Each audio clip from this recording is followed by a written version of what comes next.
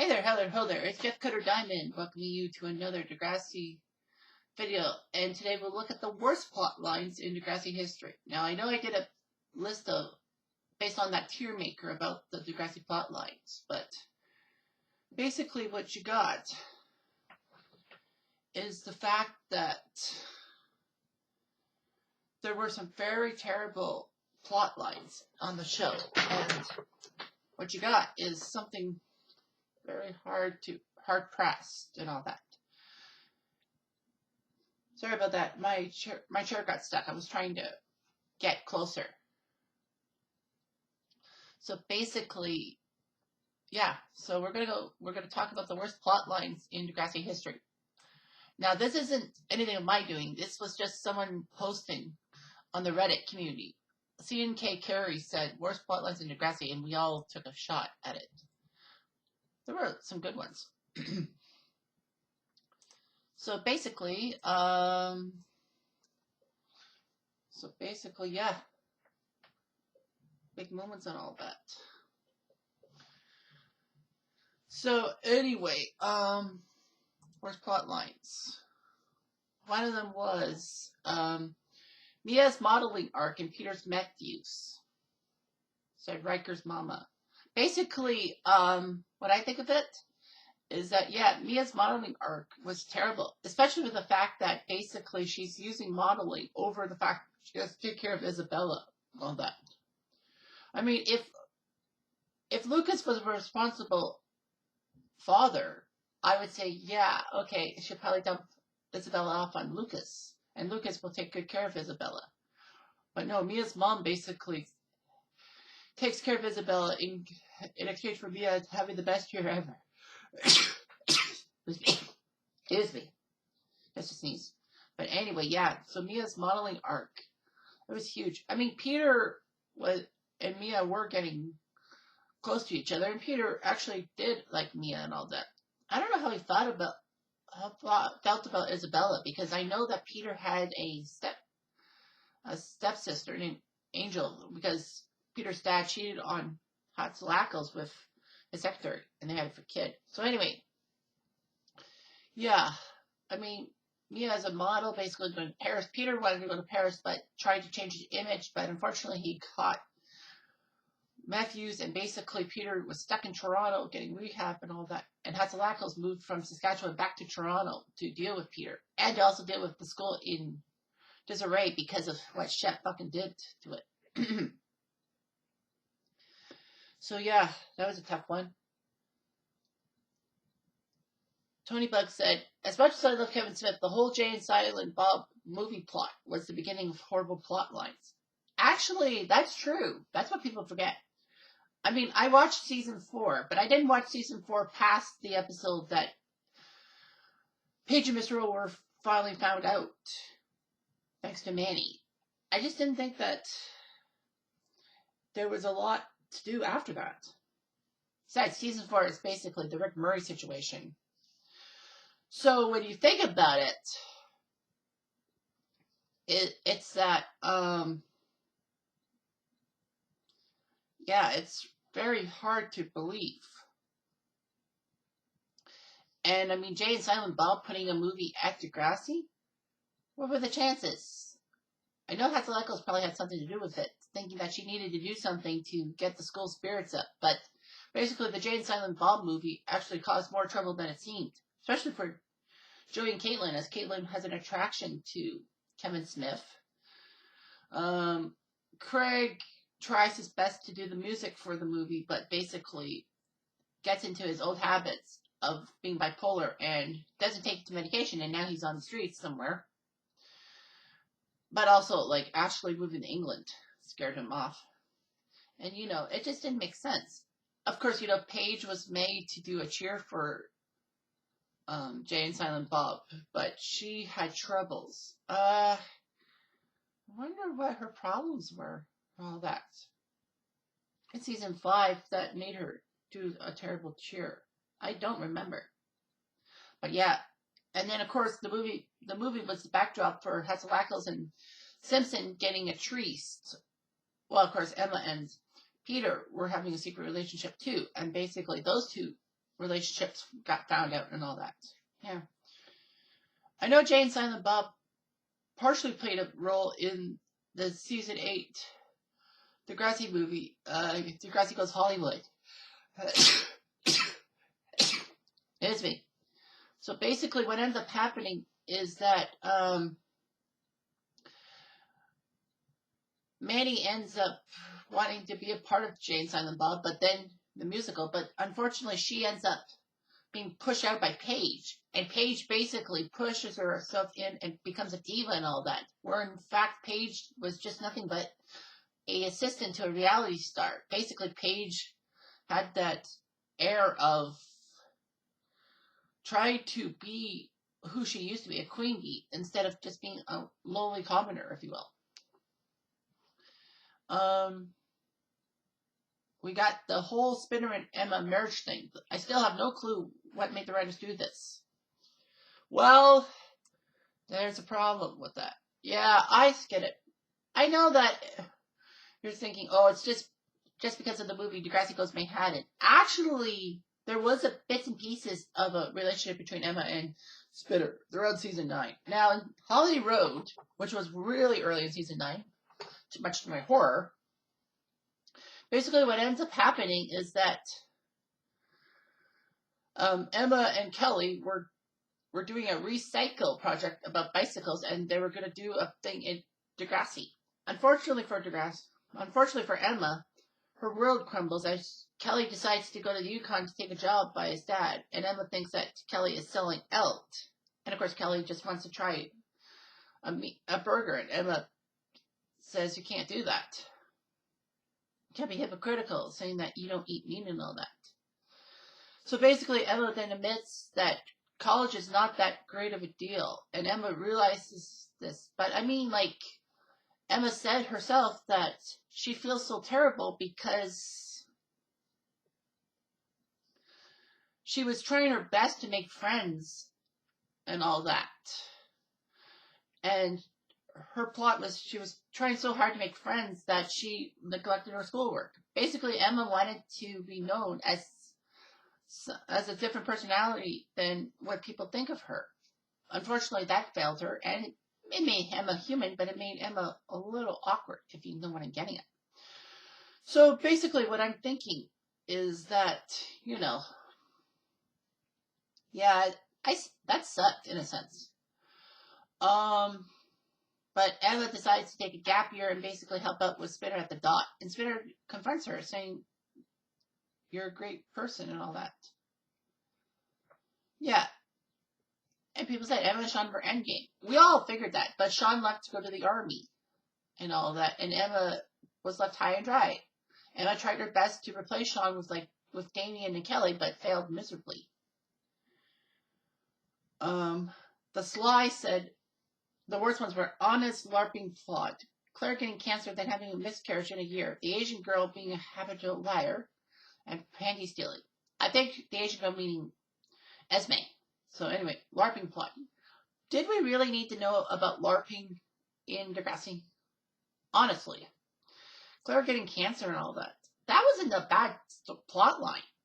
Basically, Claire, it's like they didn't really talk about childhood cancer, if you will. Cancer in teens. Except for Spinner's testicular cancer. But, I mean, yeah. I mean, I don't know why they gave Claire that thing. I mean, I think they just basically decided to throw everything at Claire and see if she could bounce back. So she gets cancer, and then she has a miscarriage in a year because Eli got her pregnant when she thought it was Drew. I mean, I don't know why Claire was acting this way and all that. Esme being happy to a liar. Well, Esme wasn't diagnosed with anything, but I can guarantee you that if next class had still moved on, we would have found out about Esme's problems. I mean, we would have had a new set of people within the school. Heck, even Jack Simpson. Possibly. But yeah, no, that's not true. And panty stealing. Yeah, I know that was a terrible plot and all that to have Connor do it. But, it also portrayed Connor, we knew he had Asperger's syndrome and all that. But, to make it seem that all people with that condition have sexual appetites and panty stealing and all that. That's kind of a little bit biased, don't you think? Stereotypical, but it's not always true. And also the fact that, Connor wanted to get information for a dressing app and all that. I mean, Connor did that, but he went overboard with what he did. And basically, Simpson decides to send him to a school to help him deal with his problems. Like the good godparent he is. Someone said that Chester's existence on the show felt pointless. Well, here's the thing. He was only in a few episodes. So Chester basically, I don't know why they put Chester in for like 2 or 3 episodes, and then basically he was gone.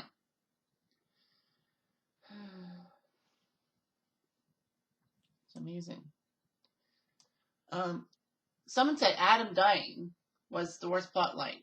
Since Dave was in a text driving incident before, it would have made sense for him to have died. And someone said it was actually intended for Dave, but they gave that plot to Adam because the actress who played Adam, remember Adam was transgendered, actually wanted to leave the show and do other things. So basically, it was kind of a weird thing, all that.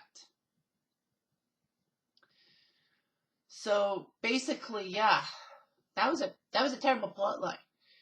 Well, for the fact that the character who died, it was terrible. I mean, if Dave had died, there would be some sympathy from the fan base, but not too much compared to Adam. I mean, Adam was the first transgender character on Canadian TV, if you will. And then, to kill off Adam is something stupid like texting and driving. I don't know why Adam did that. I don't know why Adam would text and drive in the first place. But yeah, I mean, it's kind of like JT though, because, and hear me out, because it's like, yeah, I know that Ryan Cooling wanted to go to college and wanted to be written off. He wanted to be written off in gory fashion. But there was nothing wrong with JT saying that he got some kind of acting gig and he had to move, even though he didn't want to. It would have been nice to explore that. And Adam may have went to a different school for transgendered people. Like, they give him, like, a scholarship or something. It just doesn't make sense. I mean, Dave was a decent character. I mean, compared to Wesley, I mean, like, Dave was a better character. Someone also says, Mia modeling. Frankie's racism plot was horribly executed. Claire's later plots were terrible. The Paris plot was horrible. Most of the music and acting plots. There's cult storylines with Emma Manning and Liberty. And there's pretty much a lot of them. Well, yeah. So she said something about Mia modeling. Yeah, we've done that. Frankie's racism plot was horribly executed. Now, the problem with this is that it just depends on what you expected from it. Now, of course, we're into this whole Black Lives Matter situation and all that. Although there was a Black Lives Matter movement while Frankie's racism plot had happened, like 4 years ago. But the fact is that, I agree, it was racist in a sense. And I mean, Frankie had the idea because the school was called the Sioux by other schools. Basically, that was an unflattering nickname, if you will. I kind of thought that Northern Tech gave it themselves the names the Sioux, but no, you did. And the poster was basically a plot line to basically get back at Northern Tech for pulling a fire alarm and forcing the girls to go out of things without their with little clothes on. I mean, come on. Like, Northern Tech didn't get punished for that.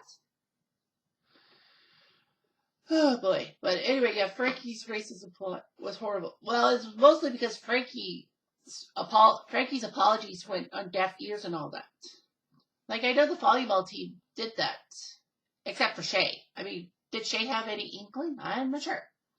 But yeah, I mean, the Sioux and guerrillas in black culture, that's not good. So anyway, yeah, Shay actually wanted to talk to the Northern Tech captain and say that, Frankie wasn't being racist. Frankie was just being realistic. She was going to defend Frankie, but then the captain said that you don't get it. It's racism and all that. I mean, Shay, I don't think was told about how racist things can be. I think they were protecting her and all that. Yeah, Frankie got back on the volleyball team, but yeah, Throwback Thursday also had that plot in it. Basically, they were just pinning the fact that Frankie refused to apologize, and they also turned on the fact that she came from the Hollingsworths, white privilege, being the daughter of a mayor who I think people probably were not happy with. So basically, they took it upon themselves to destroy Frankie because of her background. All that. And Frankie runs away, or tries to, and then basically Jonah decides to step in and tell Frankie it's a bad idea. Frankie gets back on the volleyball team, and they win the title. And of course, that bus crash happens. Do I think it was a racist? Was Frankie racist? No, Frankie was being ignorant and dumb. Yes, obviously. I mean, I have sympathy towards the Black Lives Matter situation. I'm just saying that Frankie didn't mean for it to be racist. She just meant or trying to destroy the other school, but it didn't work. Claire's letter plots. Yeah, Claire basically was given a lot of weird plots by the writers and the whole Degrassi staff. And then she ends up getting cancer and then gets pregnant and all that. But she miscarries it. I feel like the miscarriage was kind of because she had cancer. She didn't have cancer at the time, but I mean maybe the cancer cells may have ruined her pregnancy. I don't know. Entire Paris plot. Yeah. In season 13, they started off in Paris. With people exploring Paris. Allie meeting Leo, and then Leo ends up smuggling himself from France to Toronto and basically be with Allie and be abusive. Allie finally lets it be known that Leo should go back to France, and so he gets moved back to France. I think Allie basically wasn't at fault. I mean, she didn't know that Leo was in the country, like he left. And of course, Tristan and Maya having problems because Tristan basically wants everyone to think that he's straight and not gay. But I think Tristan realizes he is who he is. Yeah, the music and acting plots, that sounded kind of awkward. The college storylines of Emma, Manny, and Liberty, yeah, I say so too. But did this person mean it in the same context as the college plotline of like Paige and Marco and Allie? Yeah, I mean, the college storylines, we never saw that in Degrassi Junior High or High. But now we get it in Next Generation. That kind of was weird. Like, we really didn't get college plot lines after Degrassi Next Generation moved into the Degrassi phase, like 10 to 14. But yeah, I feel like the storyline sucked. I mean, like, they wanted Emma, Manny, and Liberty fans to basically see what they were like in college, but it didn't work out that way. Manny went into acting. Liberty basically went into pre-law, and Emma was just left high and dry, in a sense.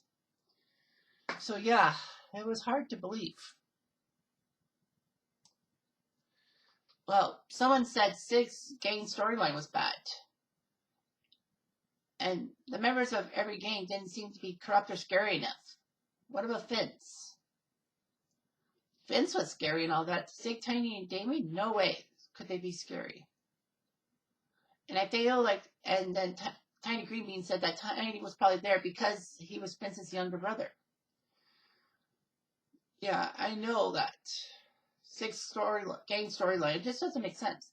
I mean, like, yeah, why would you be in a gang? I know Maya was doing the right thing by trying to take Sig out of the gang.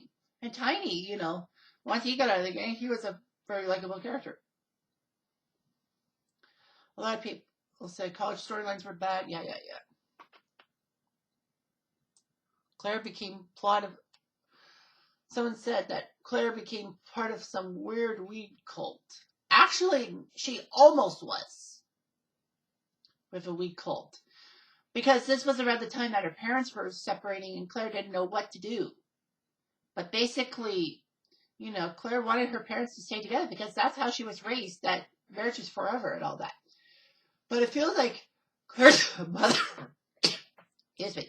Claire's mother was basically being a little hypocritical, if you will. So yeah, like things got better. Claire actually lived in with her mother and basically found love, but then unfortunately Claire's mom married Jake's dad, so Claire and Jake couldn't really date because it would be incest. Nov says cheerleaders selling nudes or drew Becky an image and trying to solve Zoe's rape. And to that, people said Degrassi's nudes was a stupid storyline, but Zoe's rape is amazing, not only for her but for Miles, Becky, and Grace.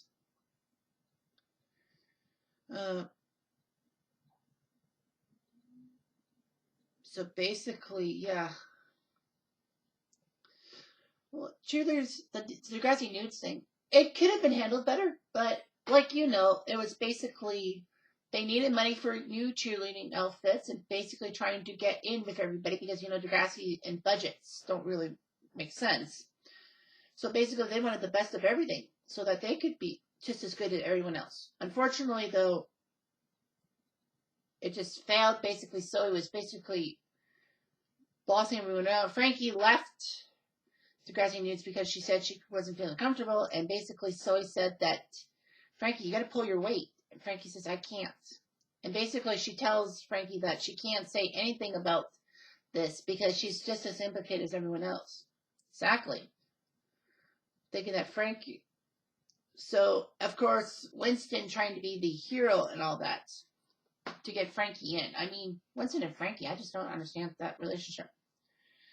I mean, I feel like Winston got a lot of praise from Pill because, Winston's the one who basically told Claire about Claire's suspension when she smashed up the cameras. And basically, yeah, I think Pill basically gave Winston the keys to the car because of how he handled Degrassi nudes and all that. I think Pill basically was trying to ruin Degrassi. I don't know. I'm not sure. But anyway, yeah, the Degrassi nudes basically forced Simpson out for half a season, but Simpson came back. I think they just needed somebody to fill the void. But Pill was doing everything in her power to make sure that the school board may have keep her back, saying, I have to do this because I don't want people taking advantage of me. I mean, there's a good sign and a bad sign, but I mean, her policies were hit or miss, especially the affection policy. Why? Doesn't make sense. So anyway, Degrassi, stupid storyline, maybe not. Zoe's rape was amazing. It was a great plotline. It actually had two plot lines to it. Well, basically Miles and Zoe, and basically Maya flipping out that Miles would rather be with Zoe than her. And of course Becky finding out because her brother was part of it. And Becky having that conflict within her family saying that, do I need to tell the truth or do I not need to tell the truth? So that was hard to believe. Yeah, I feel like Becky had an honor for her family, but if Luke had kept his mouth shut, I think Becky might have protected Luke. Yeah, Luke did it himself. He basically screwed up. If he didn't tell Becky about everything, that Becky probably wouldn't have used it against him. So anyway, terrible storylines there. They said a few other ones, like, someone trying to make their ass look bigger because, of the black culture and all that. No. Well, in my opinion, terrible storylines was anything to do with Wesley and all that. I know they underutilized Wesley, but it was like, what did Wesley do to the show? I don't know. You also got maybe, for me, I know it's biased, but the masturbation plot, I didn't like. I mean, okay, talk about it, but like, do we really need to know? Did they really have to go there? Degrassi didn't have to go there. What other storylines were not good? Honestly, I would probably, like the college storylines, I wouldn't put on a high pedestal. That's all I think I got for worst plot lines. So anyway, thanks for watching this video and have yourself a good day.